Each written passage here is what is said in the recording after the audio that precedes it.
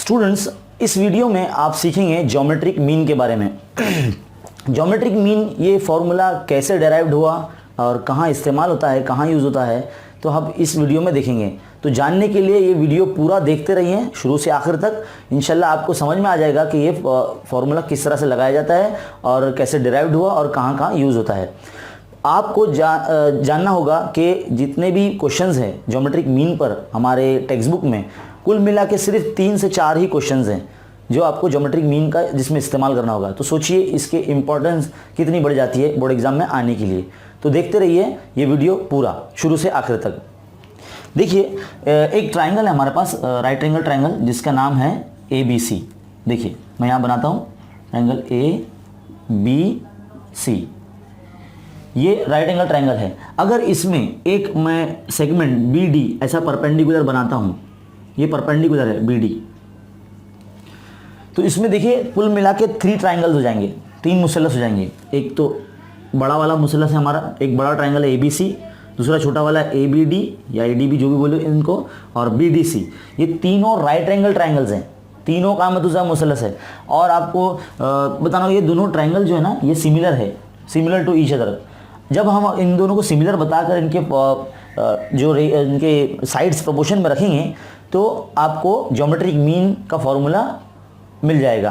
तो देखिए, वैसे देखा जाए तो बड़े ट्राइंगल से सारे जो एंगल्स है अपना ट्राइंगल्स है ये सारे सिमिलर हो जाएंगे। तो पहला बड़ा वाला ट्राइंगल सिमिलर है किससे? एक ट्राइंगल ADB से, ADB से, है ना। और ये ADB जो सिमिलर है किससे? BDC से, BDC से। तो देखिए हम यहाँ पर इन दोनों ट्राइंगल को सिमिलर बताते हुए इनके साइड्स प्रोपोर्शन में रखेंगे, फिर हमारे पास ज्योमेट्रिक मीन का फॉर्मूला आ जाएगा। तो देखिए हम AD upon BD equal to DB upon DC, DB upon DC is equal to AB upon BC, AB upon BC। तो इसमें जो चीज़ हमको दी गई है वो जो हमको फॉर्मूला लाना है वो उसका हम यूज़ करेंगे। तो हम देखिए इस जोड़ी का हम यूज़ करेंगे। तो AD upon BD is equal to DB upon DC। देखिए यहाँ पर जो DB है, BD है वो मल्टीप्लाई होंगे, is equal to AD into DC। तो देखिए BD क्या हो जाएगा? BD स्क्वायर हो जाएगा, is equal to AD into DC। यानी जो परपेंडिकुलर साइड है सेगमेंट BD, इसका स्क्वायर इज इक्वल टू जो हाइपोटेनस है हमारा उसका प्रोडक्ट AD इंटू DC। यानी जो BD सेगमेंट है ये साइड AD और DC का ज्योमेट्रिक मीन है। यानी कता BD जो है वो ज़िला AD और DC का हिंदसी वस्त है। तो इस तरह से ये जो फॉर्मूला है ये डिराइव्ड हुआ ज्योमेट्रिक मीन का। इसका टाइटल है ज्योमेट्रिक मीन यानी हिंदसी वस्त, ज्योमेट्रिक मीन यानी हिंदसी वस्त, हिंदसी वस्त। तो इस तरह से ये जो फॉर्मूला है ये डिराइव्ड हुआ है। तो अब बढ़ते हैं 2.1 के क्वेश्चन नंबर 2, 3 और 7। सिर्फ यही 3 क्वेश्चन है जो ज्योमेट्रिक मीन से सॉल्व किए जाएंगे। तो देखिए क्वेश्चन नंबर 2, एक्सरसाइज 2.1 के क्वेश्चन नंबर 2 से पहले हम एक सॉल्व प्रॉब्लम देख लेते हैं जो आपके पेज नंबर 36 पर है। देखिए क्वेश्चन नंबर 3 है ये, एग्जाम्पल नंबर 3 सॉल्व है ये आपके टेक्स्ट बुक में। हम इसको भी देख लेते हैं क्योंकि कुल मिला के हमारे पास 4 क्वेश्चन हो जाएंगे इसके ज्योमेट्रिक मीन पर। तो देखिए ये फिगर बना है आपके पास, इसमें PQR जो एंगल है वो 90 डिग्री है और सेगमेंट QN परपेंडिकुलर है सेगमेंट PR पर, जिसमें PN का वैल्यू 9 है, NR का वैल्यू 16 है। तो हमको QN यानी जो परपेंडिकुलर सेगमेंट है यानी ओमुदी नासिब जो ज़िला है इसकी कीमत हमको फाइंड करनी है। तो सबसे पहले जब भी आप सोल्यूशन लिखेंगे तो पहले आपको गिवन लिख लेना होगा। एग्जाम में गिवन लिखने पर हाफ मार्क्स मिलते हैं आपको, तो ये लिखना ना भूलें। इन ट्राइंगल इस तरह से लिखेंगे, in triangle PQR, triangle PQR angle Q is 90 degree. आप एंगल को 1 पॉइंट से भी डिनोट कर सकते हैं और 3 पॉइंट से भी, PQR भी लिख सकते हैं आप, है ना। मैंने 1 पॉइंट से लिखा है। फिर आप लिखेंगे segment QN, segment QN is perpendicular to segment PR। यानी कता QN उम्मीद है कता पी आर पर, जिसमें अब जो दिया गया ना, अब हम लिखेंगे therefore by using geometric mean, by using geometric mean, geometric mean in triangle P Q R.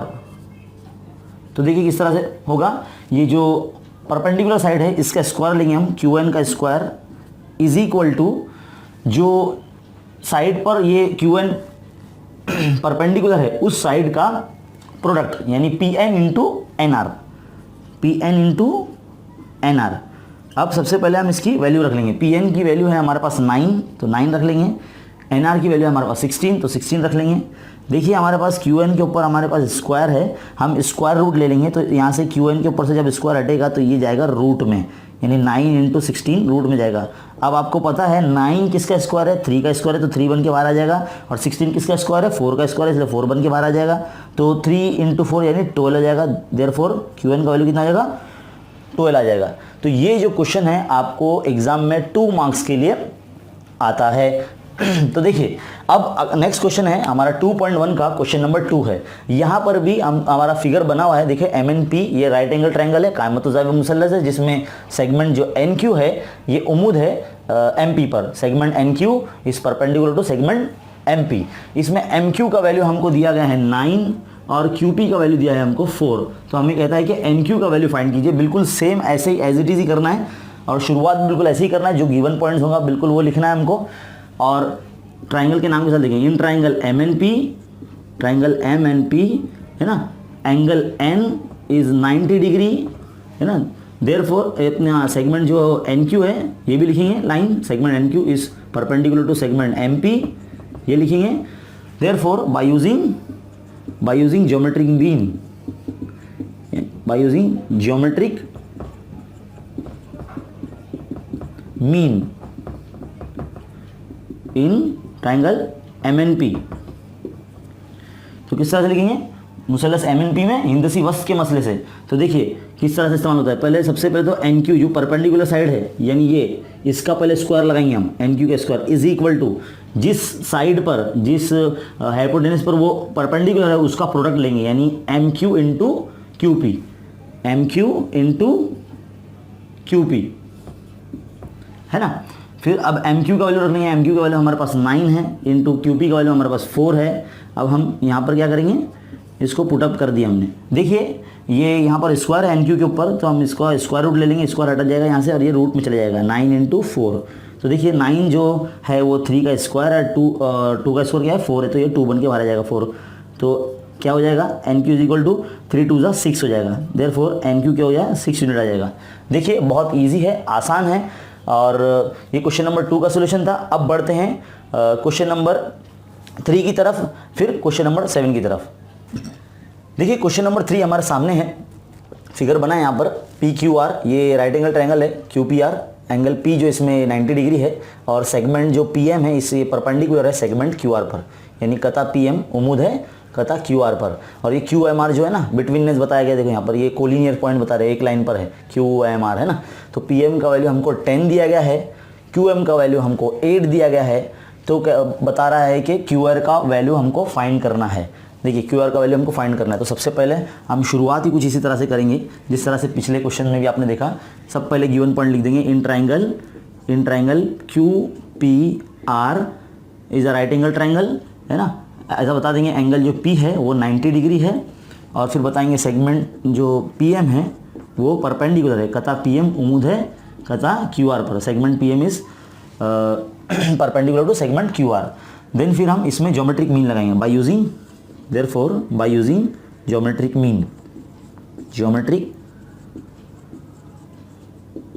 Mean in triangle QPR या PQR जो भी बोलना है आपको। तो इस तरह से इसका जो फॉर्मूला हो जाएगा, पहले परपेंडिकुलर का स्क्वायर यानी PM का स्क्वायर इज इक्वल टू फिर वो साइड का प्रोडक्ट जहाँ पर ये परपेंडिकुलर हुआ है, यानी QM इंटू MR, ये हमने रख दिया फॉर्मूला। हिंदसी का फॉर्मूला हमने लगा दिया। पी एम का जो है वैल्यू है 10 है, तो 10 का स्क्वायर, क्यू एम का वैल्यू हमारे पास 8 है, तो इसलिए 8। एम आर हमको फाइंड करना है, एम आर हमारे पास नहीं दिया गया है। तो देखिए हम क्या करेंगे, 10 × 10 लिख देंगे इसको, और ये एज इट इज़ रहेगा। हम क्या करेंगे, एम आर फाइंड करना है तो हम एम आर यहीं रखेंगे। मल्टीप्लाई वाली चीज़ है ये 8, तो ये डिवाइड में आ जाएगा जिस तरह से 10 × 10। देखिए हम 2 से डिवाइड करने वाले हैं, 2 4 ज़ा 8 एंड 2 5 ज़ा 10 एंड 2 2 ज़ा 4 एंड 2 5 ज़ा 10। तो देखो ये कितना हो जाएगा, ये 5 × 5 upon 2 is equal to M R, यानी 25/2 है ना। 25/2 मीन्स 25 का हाफ, यानी 25 का आधा, यानी कितना हो जाएगा 12.5, 12.5 हो जाएगा, है ना। एम आर आ गया हमारे पास। लेकिन हमको सिर्फ एम आर नहीं फाइंड करना है, हमको तो क्यू आर फाइंड करना है। तो हम क्या करेंगे, एम आर का वैल्यू क्यू एम में ऐड कर देंगे तो पूरा क्यू आर आ जाएगा। क्योंकि देखो यहाँ पे हमको हिंट दिया है, Q M R collinear points है, ये हिंट दिया गया हमको सॉल्व करने के लिए। तो हम पहले क्या करेंगे, इसी का यूज़ करेंगे, Q-M-R, यानी क्यू एम आर जो है वो हम खती नुकात है, एक ही लाइन पे है, कोलिनियर पॉइंट्स है। तो देखो कैसे लिखेंगे, पूरा जो क्यू आर है, पूरा जो क्यू आर है ये 2 हिस्सों से मिलकर बना है, Q M plus M R. तो क्यू एम कितना है, Q M plus M R लिख देंगे। तो क्यू एम हमारे पास 8 था, एम आर हमने 12.5 लेकर आए हैं, तो कितना हो जाएगा ये 12 एंड 20.5 हो जाएगा। तो इस तरह से क्यू आर का वैल्यू हमारे पास 20.5 आ गया, है ना। तो एक लास्ट क्वेश्चन बचा है, क्वेश्चन नंबर 7। बढ़ते हैं क्वेश्चन नंबर 7 की तरफ। देखिए क्वेश्चन नंबर 7, अब क्या देखे रखा है हमारे पास यहाँ पर, जो एंगल DEF है, DEF, देखिए ये E इधर आएगा, ये DFE होना चाहिए यहाँ पर, DFE। तो एंगल F जो है वो 90 डिग्री है, और इसमें FG जो है ना ये परपेंडिकुलर है ED पर, और GD का वैल्यू हमारे पास 8 है, FG का वैल्यू हमारे पास 12 है। तो हमें कहता है कि EG फाइंड करो, यानी EG, FD और EF, ये 3 साइड का वैल्यू हमको फाइंड करना है। तो सबसे पहले हम यही देखेंगे, यहाँ पर शुरुआत भी हमारी कुछ इसी तरह से होगी कि ट्राइंगल DFE में, या इन ट्राइंगल DEF सेगमेंट जो FG है, सेगमेंट बताएंगे हम, segment FG is perpendicular to segment ED, है ना, ये लिख देंगे। Therefore by using geometric mean, using यानी हिंदसी वस्तु के मसले से ज्योमेट्रिक मीन। तो ज्योमेट्रिक मीन किस तरह से यूज करेंगे, पहले परपेंडिकुलर का स्क्वायर लेंगे, यानी FG का स्क्वायर इज इक्वल टू बाद में इन दोनों का प्रोडक्ट, यानी जो परपेंडिकुलर साइड के नीचे जो यहाँ पर जा रहा है साइड GD और EG का प्रोडक्ट DG इंटू GE का मल्टीप्लाई, है ना। तो GD का वैल्यू हमारे पास 8 है, FG का वैल्यू हमारे पास 12 है, और GE तो हमको फाइंड करना है। तो देखिए किस तरह से फाइंड होगा, 12 का पहले स्क्वायर लगा दूँ मैं, तो 12 का स्क्वायर मैं 12 को 2 मरतबा ऐसे लिख लेता हूँ, है ना, और 8 इंटू GE। तो देखिए GE फाइंड करना मैं यहीं रहने दूंगा, और ये जो मल्टीप्लाई वाली चीज़ है 8, ये डिवाइड में ले लूँगा मैं कुछ इस तरह से, और यहाँ 12 इंटू 12 होगा। तो मैं 4 से मल्टीप्लाई या डिवाइड करता हूँ, 4 2 ज़ा 8, 4 3 ज़ा 12, 2 1 ज़ा 2, 2 6 ज़ा 12 एंड 3 6 ज़ा 18। देयरफॉर GE का वैल्यू कितना आ गया हमारा, 18 आ गया, है ना। GE का वैल्यू कितना आ गया, 18 आ गया। तो GE हमारा पहला पॉइंट सॉल्व हो गया। अब हम FD फाइंड करते हैं। तो FD देखिए गौर से, ये जो ट्राइंगल है DGF, देखिए ये भी राइट एंगल ट्राइंगल है, क्योंकि ये परपेंडिकुलर साइड है FG, जिसकी वजह से ये 90 डिग्री यानी राइट एंगल ट्राइंगल बन चुका है DGF। तो हम इसमें पाइथागोरस थ्योरम लगाएंगे। क्यों पाइथागोरस थ्योरम लगाएंगे, क्योंकि यहाँ पे 3 साइड में से 2 साइड जो हमको है ना पहले से दी गई है, और जब कभी भी राइट एंगल ट्राइंगल में किसी भी कायमत मुसलस में जब 2 ज़िले दिए हों और तीसरा ज़िला हम फिसागोरस के मसले से मालूम कर सकते हैं। तो इसमें पाइथागोरस थ्योरम हम यूज़ करेंगे, और थर्ड साइड यानी DF फाइंड करेंगे। Therefore now in DF by using Pythagoras theorem, Pythagoras theorem. तो पाइथागोरस थ्योरम क्या इसमें, इन ट्राइंगल DGF।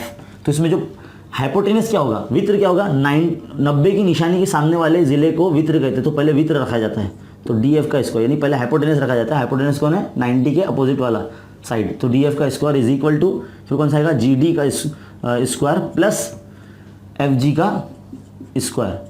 तो डी एफ तो हमको नहीं पता है, जी डी का वैल्यू हमारे पास 8 दिया है तो 8 का स्क्वायर प्लस एफ जी हमारे पास 12 है तो 12 का स्क्वायर, आपको पता होगा 8 का स्क्वायर कितना 64 आता है ना, प्लस 12 का स्क्वायर कितना आ जाएगा 144, तो ये कितना हो जाएगा, कितना हो जाएगा ये तो ये हो जाएगा 208 है ना। तो डी एफ का स्क्वायर, देखिए अभी हम डी एफ इसका स्क्वायर रूट तो हमको पता नहीं है, पहले इसको रूट में ले लेते हैं, देन फिर हम यहाँ पे जो हमारा पूरा मेथड है फैक्टराइजेशन वाला इससे सॉल्व करेंगे। 208 को पता करेंगे कौन से टेबल में आता है, हमको तो पता ही नहीं है, तो हम पहले छोटे नंबर 2 से डिवाइड करेंगे। तो 2 10 ज़ा 20 एंड 2 4 ज़ा 8 है ना, 2 5 ज़ा 10 एंड 2 2 ज़ा 4, फिर आगे लेंगे 13 4 ज़ा है ना 52 होता है ना, फिर 2 2 ज़ा 4 एंड 2 1 ज़ा 2। तो देखिए ये 2 2 ज़ा 4 हो जाएगा और ये भी 2 2 ज़ा 4 हो जाएगा और ये 13 बचेगा हमारे पास। तो हम इसको ऐसे लिख सकते हैं कुछ इस तरह से 4 इंटू 13 इंटू 4। तो देखो रूट में जो नंबर 2 मरतबा होता है उसको बाहर हम निकाल लेंगे ऐसे 4 और अंदर आ जाएगा 13, तो 4 रूट 13 हमारा डी एफ का वैल्यू आ गया। ये आप ध्यान से इस वीडियो को रोक कर इसको पहले समझ लेना और बार बार रिपीट करके देख लेना कि किस तरह से निकाला गया है, देन फिर हमने इसको रूट से बाहर निकाला है। अब मुझे ये मिटाना पड़ेगा क्योंकि मेरे पास अभी डी एफ तो फाइंड हो गया, अब मुझे ई एफ भी फाइंड करना है। तो मैं अभी ट्रायंगल ई जी एफ के अंदर पाइथागोरस थ्योरम लगाने वाला हूँ, तब हमको जाके ई एफ का वैल्यू फाइंड हो जाएगा।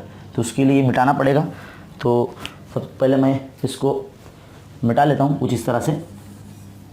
अब हम ट्रायंगल ई एफ जी इसमें by using Pythagoras theorem, by using Pythagoras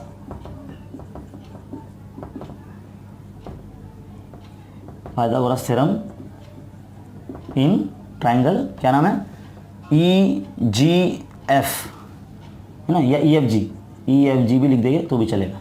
तो इसमें देखिए इसमें हाइपोटेनस क्या है, देखो ये 90 डिग्री का साइन है, इसके सामने वाला जो अपोजिट वाला साइड है ये हमारा हाइपोटेनस है, 90 की निशानी के सामने वाले को वित्र कहते हैं। तो ई एफ का पहले स्क्वायर लगाएंगे है ना, तो ई एफ का स्क्वायर इज इक्वल टू, बाद में कोई भी लीजिए आप, ई जी का स्क्वायर प्लस एफ जी का स्क्वायर।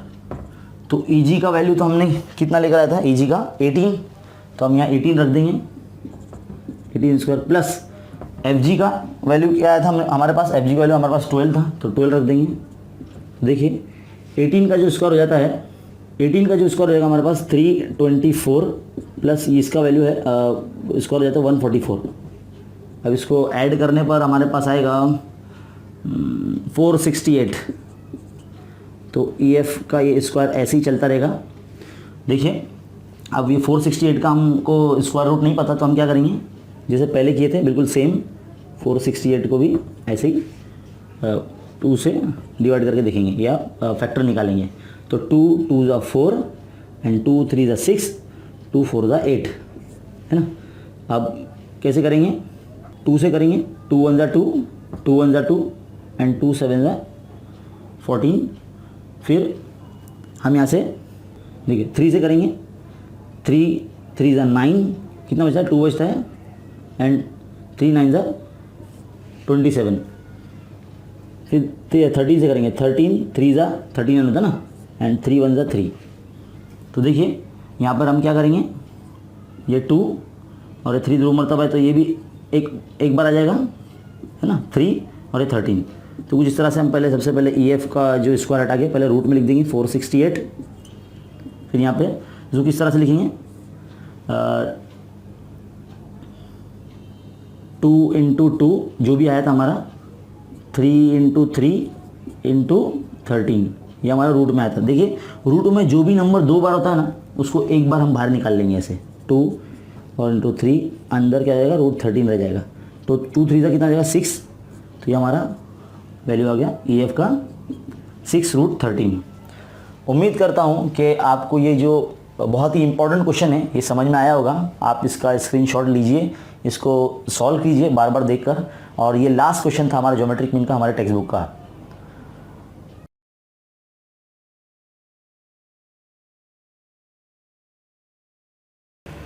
दोस्तों, मेरे YouTube चैनल खान्स एकेडमी को सब्सक्राइब कीजिए और बेल आइकन को क्लिक कीजिए ताकि जब भी कोई वीडियो बने तो सबसे पहले आपको पता चले। शुक्रिया।